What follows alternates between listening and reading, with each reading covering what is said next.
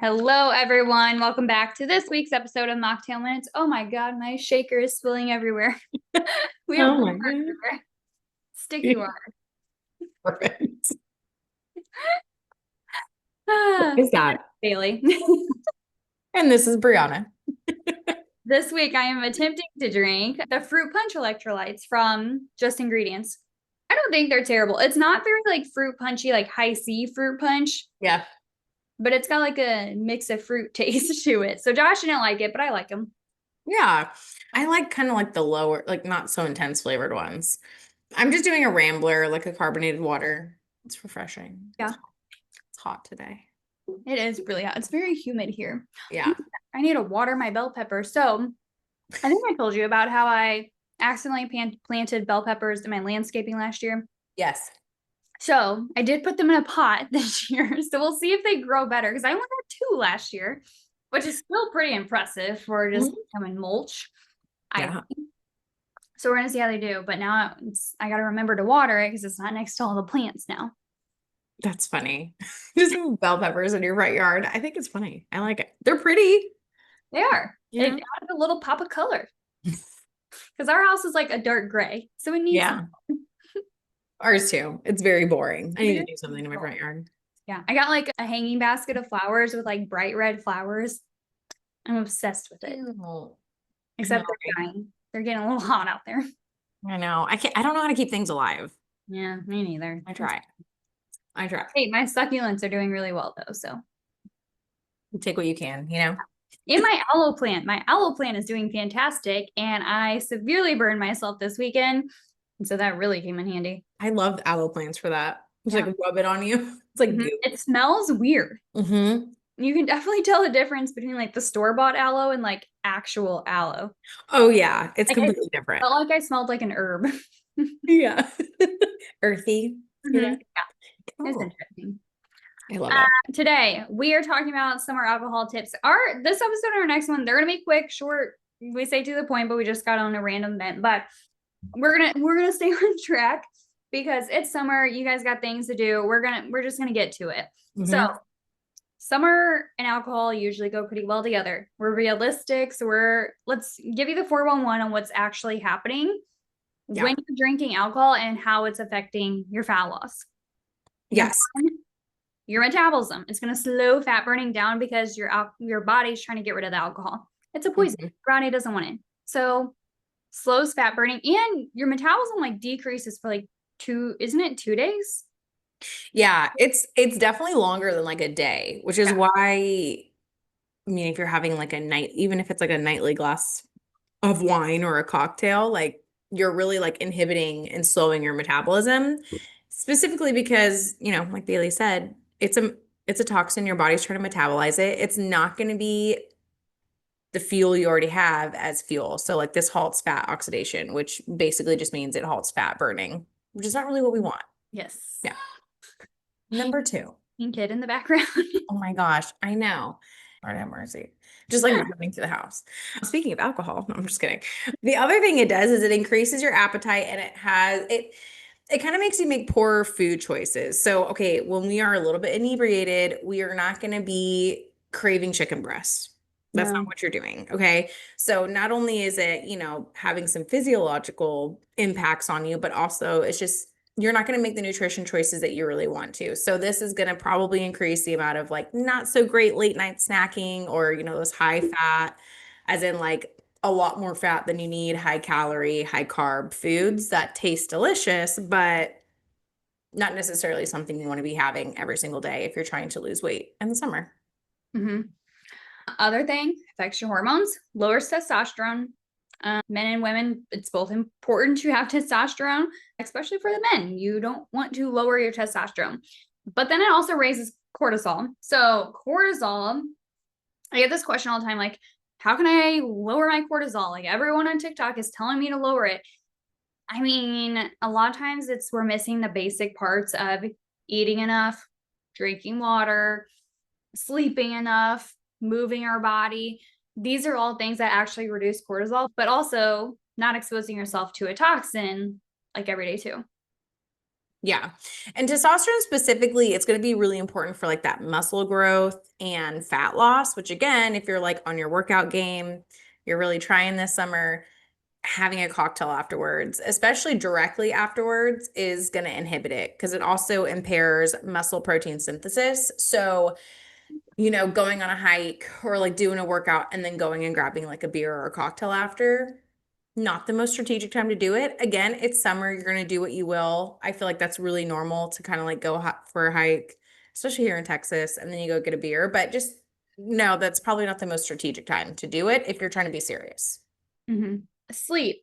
It does reduce your recovery and again increases hunger. Sleep is not going to go well with alcohol. This is why I would recommend day drinking over night drinking any day. I personally prefer day drinking. I really value my sleep, so Yeah. I'd rather go to bed at like 8 o'clock rather than be up to 2 in the morning.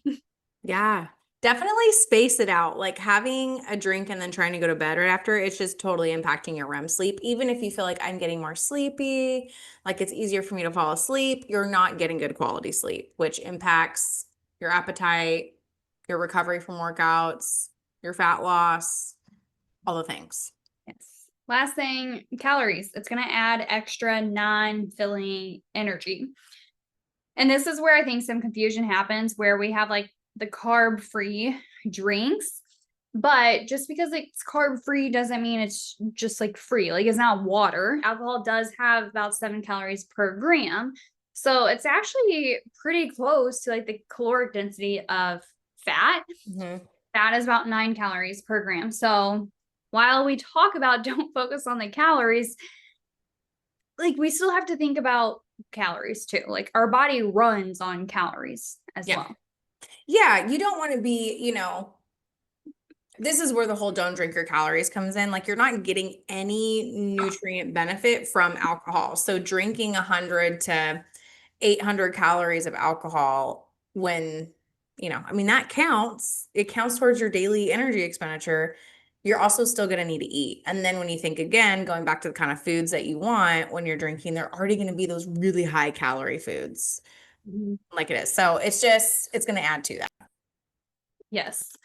So then, okay, like what the heck are we doing? Because I mean, sure, it'd be great if we all just drink water all day, but again, we're adults. You can have other things. You can make this decision more responsibly, more strategically. I also have drinks and I'm a lot more aware, I would say, of how and when I include alcohol. Mhm. I used to have a couple of drinks a night. I remember in college where I would drink to study. Make it fun. Like everything had to include alcohol or boring.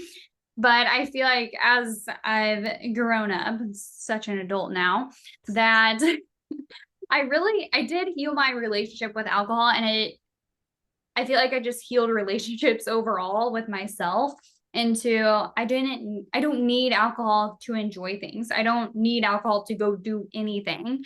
I Yeah. sometimes just kind of want a martini and that's cool. But I do set boundaries for myself. So a lot of times, like if we go out to eat, I don't get a drink.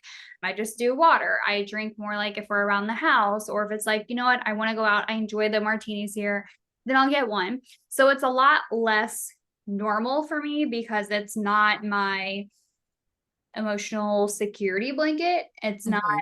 my anxiety holder. I think Yeah. that's a lot of why people drink is because we want to fit in and we want to take the pressure off of being somewhere and we're stressed out about being somewhere. It's like we have a bad day, we're gonna have a glass of wine. Yeah. So I think number one, I mean, we just have to start deciding how we want our relationship with alcohol to look like. I got tired of feeling like crap and I got tired of not handling my shit, basically. So Yeah. I And know. just thinking like get strategic with it like everything else. Like if you're listening to this and you're like, yeah, I don't care. Okay, cool. I mean, there's other reasons to care about your boundaries with alcohol other than fat loss. But for the sake of this, like, Yeah. I mean, you're always going to benefit from it. And we've done an alcohol episode and I can't agree more because I think it just becomes really normalized. Like, oh, I'm going to have a drink like all the time. Like you do this drinks. But for fat loss, if you're serious, I would say a boundary of like 2 nights or 2 days of drinking max per the week and 2 drinks in a sitting. And every time I say that, people are like, what? I'd rather just not. Okay, well, then maybe don't. Like if you're, again, this summer you're being serious, like be strategic about it. When do you want to go enjoy that martini? When do you want to do it? Just don't be like, yeah, I'm ordering a drink every single time I go out because that'll add up, Yeah, especially in the summer. Yeah. it really does. And if you're like, oh my gosh, that sounds like too little. Okay, well, again, it's your choice. We're just here to give you the information. If you're like, yeah, no, ain't happening, cool. That's up to you. This is just the information that you need to have. And we get asked all the time, how can I accelerate fat loss? Here's one thing where it's actually, I think, one of the easier things to focus on. It's a lot easier to cut back on alcohol than it is to measure out 150 grams of protein for the day. So I think so too. pick and choose your battles. And for me, alcohol was one that it was doing more harm than good. And now I'm just more strategic with it and how I want to include it.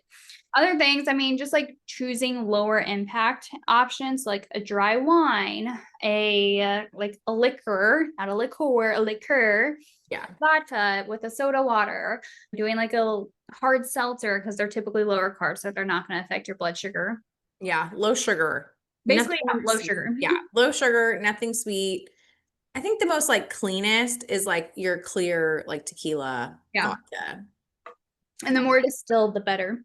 Yeah. And I hate to, because I get this question a lot, again, living in Texas, I don't think any beer in particular is going to be a good idea, even if they're lower calorie, but don't shoot the messenger. I don't like beer anyway, so that one's easy for me. Yeah. Like, just don't. Like, stick with your clear liquors, your really dry wines, your low, or your no sugar seltzers. That's about it. And again, if none of those sound good, okay. I don't know, man. I had somebody the other day was like, what? Like they were so upset with me. And I was like, hey man, I don't make the rules. I'm just here to tell you. You asked, I told you, take it or leave it. Again, if you want to change something, you have to change something. If alcohol is not something you want to change, that's on you. Yeah. Other things I would say, like time your drink wisely. So avoid drinking on an empty stomach, like get some food in you with some protein, fat, fiber. And again, don't drink it too late. It's going to disrupt your deep sleep and your REM sleep, especially if it's consumed close to bedtime. So try to cut it off like at least 2 hours, more ideal 3 hours before bed. Yeah, so that you've kind of metabolized it before you're trying to get your sleep. And I also really think, like you said, eat something. That's so important. Do not set yourself up for failure. If you go into drinking and you have not eaten, you're just shooting yourself in the foot. Have a high protein meal that day before. Also hydrating too. Yeah. Really it should be like a 1-to-1 rule of a glass of water per drink. Not a bad idea to do that. So that plus your electrolytes. Yeah. Supporting your liver, like get some leafy greens in, cruciferous vegetables. That's kind of like detox too. Yeah. I do water with my electrolytes like anytime we're going anywhere. So that's an easy one. And sometimes I do vodka waters with electrolytes.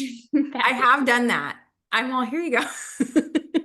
Better choice. Yes, well, that works too. But overall, I would say like align with your goals. If you are working on fat loss, keep alcohol to a minimal. Alcohol is prioritized for metabolism, which is halting that fat burn.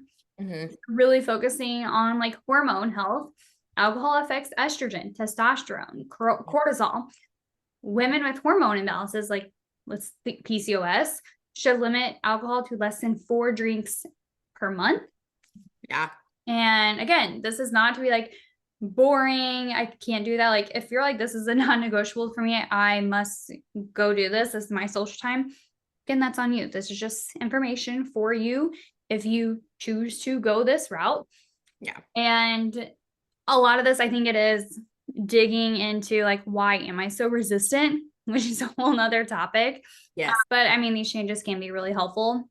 Gut healing, like alcohol irritates the gut lining and can promote dysbiosis. So definitely you want lower alcohol there. Yep. So just thinking, okay, what are my goals? How am I going to best support this? Yeah. I know. And I have such a hard time because I will have people be like, I'm doing all the things and they really want to like lose weight or get their inflammation under control. And like the alcohol is the one thing they're just like, well, I couldn't imagine giving that up. But it's like Mhm. really does make such a big impact because we've talked about multiple ways that it impacts us. Mhm. Dive into, like I said, if you're being resistant with it, dive into like what's going on with the alcohol, like what's the resistance there, and try and figure that out for yourself too. Yeah. Yep. I get it. I've been in college. I drink every day. Things Exactly. change. Just see how you feel. Experiment. Yeah. All right, everyone. Have a good rest of your week. And we'll be back next week with our short and sweet episode. We hope this was helpful and you're not too mad at us that you'll come back next week. Yeah. Bye. Bye.